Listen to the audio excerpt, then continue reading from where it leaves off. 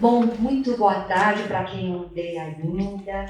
Eu gostei de ver muita gente que eu não via desde que eu deixei a portaria da quinta-feira, por motivos pessoais, e hoje estou revendo as pessoas que eu gosto tanto. Então, gente, hoje eu vou falar, esse é o nosso livrinho de bolso, vocês já sabem, né, que esse livrinho aqui é o nosso companheiro das palestras, né, são retirados aqui partes do Evangelho, no caso nós vamos retirar um pequeno trecho do Evangelho de Tiago, capítulo 1, versículo 6, que está o tema não duvides, né? Então, eu fiquei fazendo assim muita pesquisa sobre o tema, porque o tema, ele hoje, ele é muito... a gente está constantemente assim, em dúvida, né? Com os acontecimentos, com as nossas atitudes, a gente vacila, não sabe que caminho seguir, é sempre difícil. Aí você fala assim, não, mas eu tenho muita fé, eu acredito, eu vou à missa, eu vou ao templo, eu vou todo domingo, rezo, e depois tudo bem. Mas não é sempre assim. Com os acontecimentos diários, das notícias, a gente às vezes, muitas vezes até, a gente vacila. Como as ondas do mar, que é o que diz no nosso trechinho aqui do Evangelho de Tiago, que o Emmanuel bem destaca, né? Deixa eu poder um monte de coisa agora. É parede de comida, é óculos, gente, eu estou toda robotizada. O que duvida é semelhante à onda do mar, que é levada pelo vento e lançada de uma parte para a outra. Então, esse vacilo que o homem dá, que a gente dá, que todo mundo dá, não adianta falar que não dá, é normal. É normal, a gente tem esse vacilo porque a gente tem dúvidas na nossa vida, nós temos dúvidas da nossa fé, nós temos dúvidas em Jesus, naquilo que ele faz a gente fazer e a gente não compreende por que tem que acontecer aquilo, geralmente alguns obstáculos que a gente tem que enfrentar, desafios, e aquilo fica assim, meu Deus, por que foi acontecer isso comigo agora? Por que eu? É a perguntinha básica, por que eu?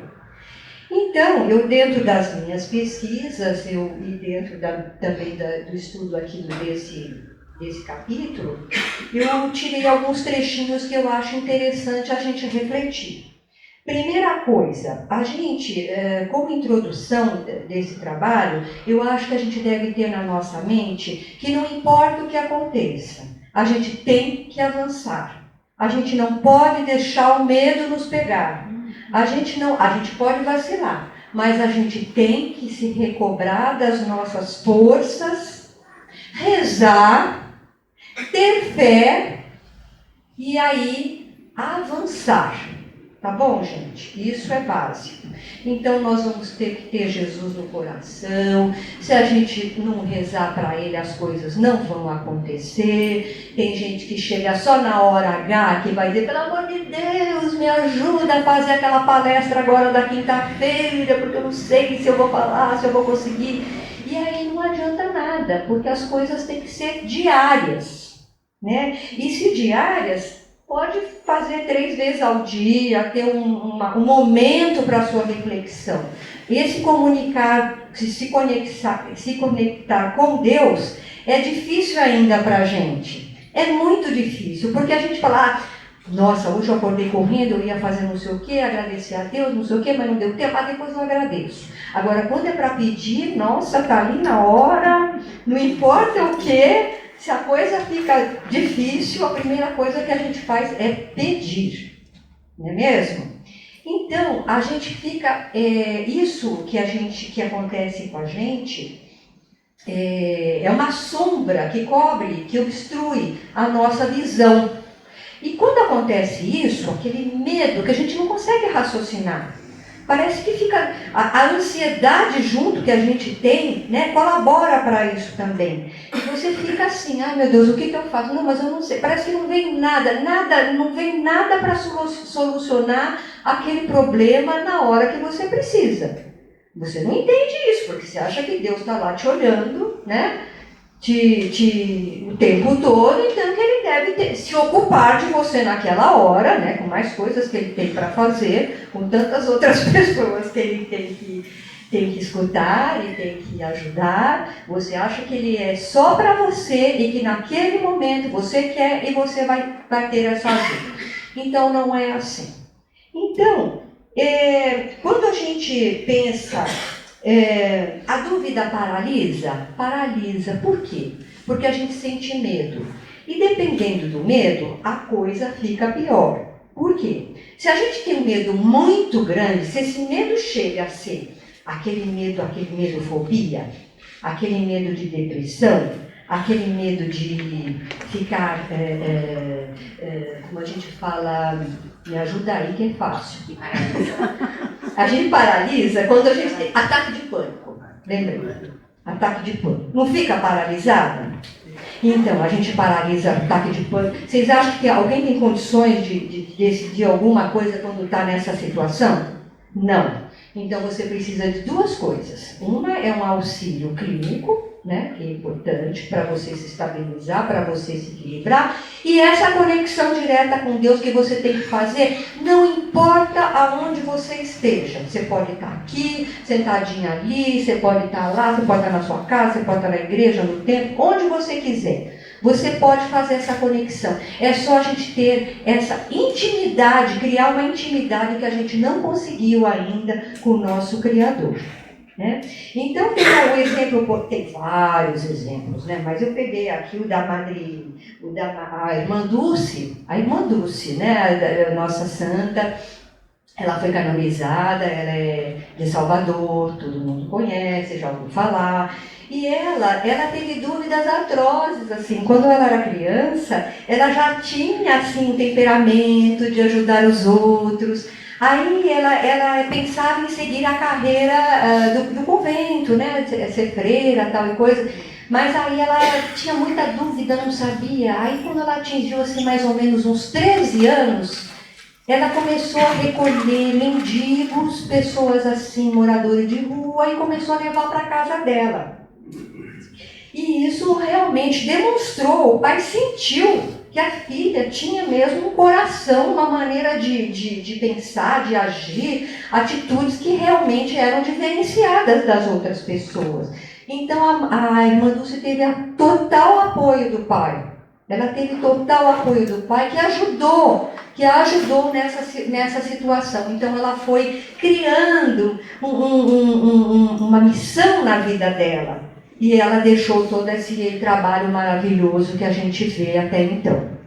Então, a irmã Dulce teve medo? Teve medo, lógico que teve. Ela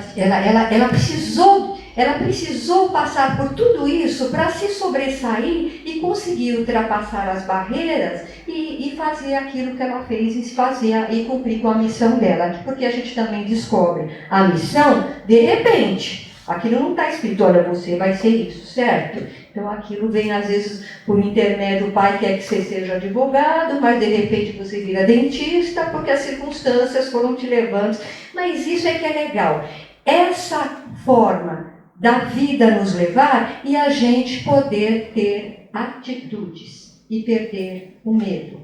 Pelo menos o medo maior a gente tem que, né, cuidar. Agora, você imagina você chegando do hospital, seu primeiro filho, aí o pai está lá, a mãe está lá para dar o primeiro banhinho, né, na criança. Surge medo? Surge. Nossa Senhora, você chama às vezes a mãe, a sogra, todo mundo junto ali para ficar dando banho, né? E você fala assim, poxa, mas eu tenho que dar banho no meu filho, eu tenho que perder esse medo, porque é um medo também. Mas é um medo diferente. Que medo que é esse?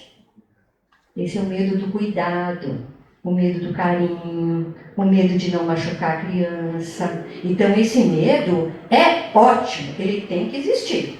certo? Você vai ensinar seu filho a não chegar lá perto da piscina, a não pôr o dedo na tomada. Isso tudo que a gente tem cuidado, porque a gente tem amor com o filho que a gente tem. E quando é o primeiro filho, a gente fica mais amedrontado. Depois do segundo, terceiro, sexto, assim, a coisa vai... Quem parou no primeiro, então, já sabe como é que é, né? Bom, então, gente, aí eu penso assim, olha, eu fiquei pensando assim, puxa vida, aquele pai bravo, antigamente tinha mais, hoje não tem tanto, acho, né, não sei. Mas antigamente o pai era violento, era mais bravo, você olhava pro seu pai assim, você já sabia que ele não tinha que sentar, levantar, dormir. Ah, falou. Então, de vez em quando ele tá dando umas... Tá. Bom, então, gente... Alô? Então, eu também falo alto.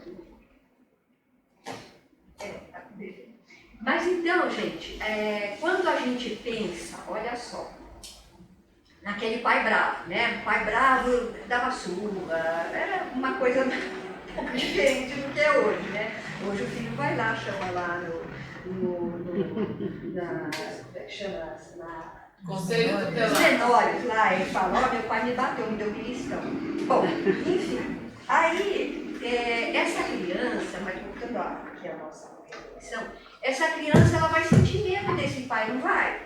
Ela vai ser educada. Vocês acham que ela vai ser, estou falando de coisas assim, bem, né, que atinge um ponto assim, completamente, né, exacerbado, né?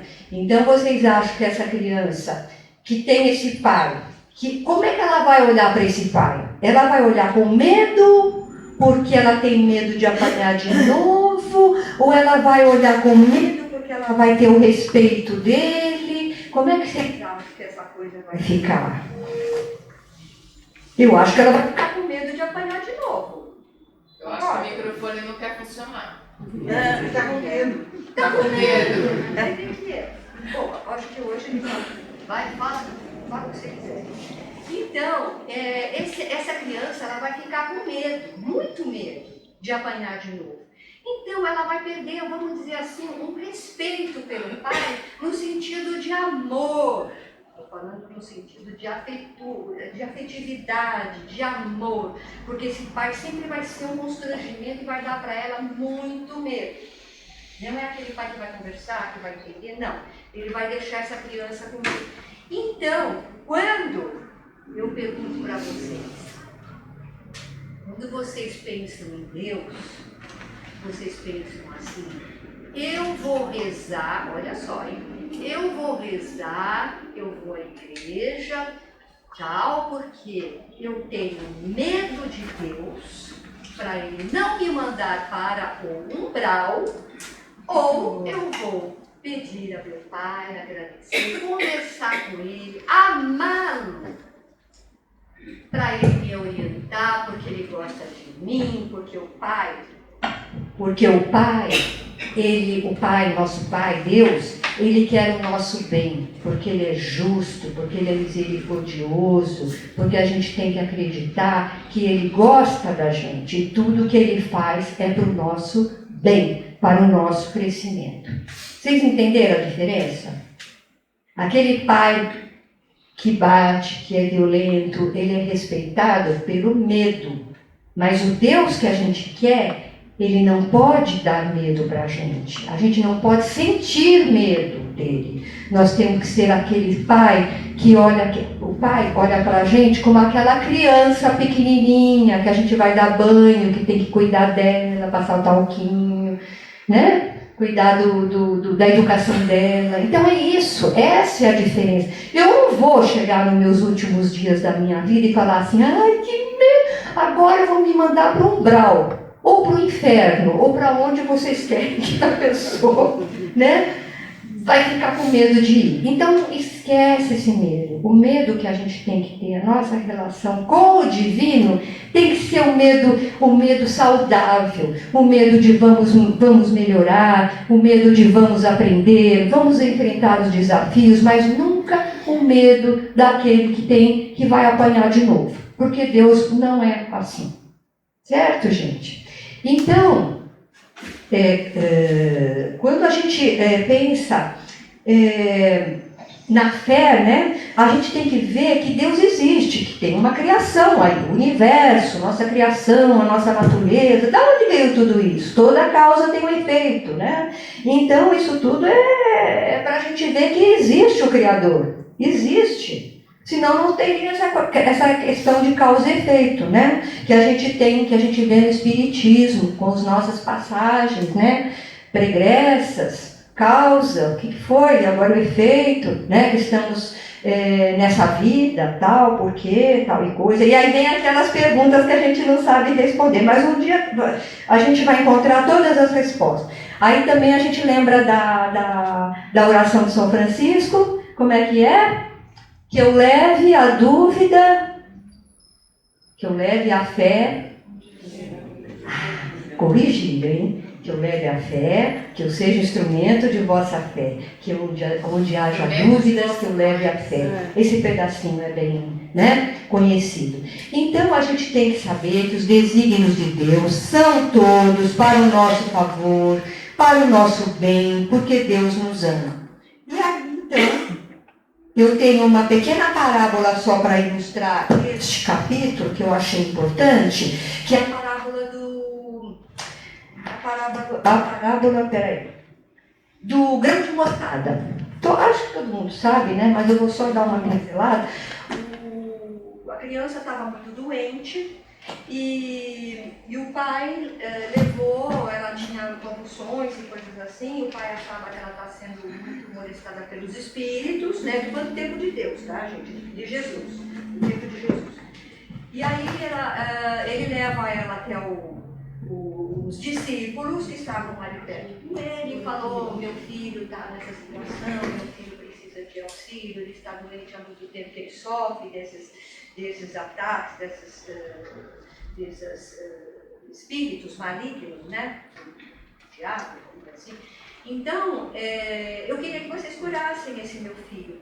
Mas aí os discípulos fazem de tudo. Porque eles aprenderam com Jesus que eles tinham que ter essa competência de criar, de milagrosa, de sarar os doentes, de ouvir as pessoas, de ser bom para as pessoas e tal coisa, cura, né? Então ele falou, mas aí os discípulos citaram de tudo, passaram por todos os discípulos, curaram o menino? Não, os meninos continuam do mesmo jeito. Aí não tem mais jeito, vamos levar até Jesus. Jesus foi lá, viu a criança, deu maior bronca nos discípulos. Vocês que andam comigo não aprenderam ainda? Como é que vocês não conseguiram? Isso aí é porque vocês não têm fé. Vocês não têm fé, por isso que vocês não estão tendo força de salvar essa criança. Então vocês têm que ter muita fé, mesmo que seja do tamanho de um grão de mostarda, que é uma árvore que dá muito na região lá da Galileia, né? Na região lá de Jesus, Judá, tal e coisa. Então esse grãozinho de mostarda, que tem 1,5 milímetros de sementinha, olha só, vocês não têm, ele falando por isso, estou inventando, hein, gente? Estou imaginando. Vocês não têm a fé do tamanho de um grão de mostarda. Então, como é que vocês querem? Como é que vocês vão para frente, depois que eu me for, como é que vocês vão conseguir realizar, né, esses intentos, tudo que eu deixei aqui para vocês?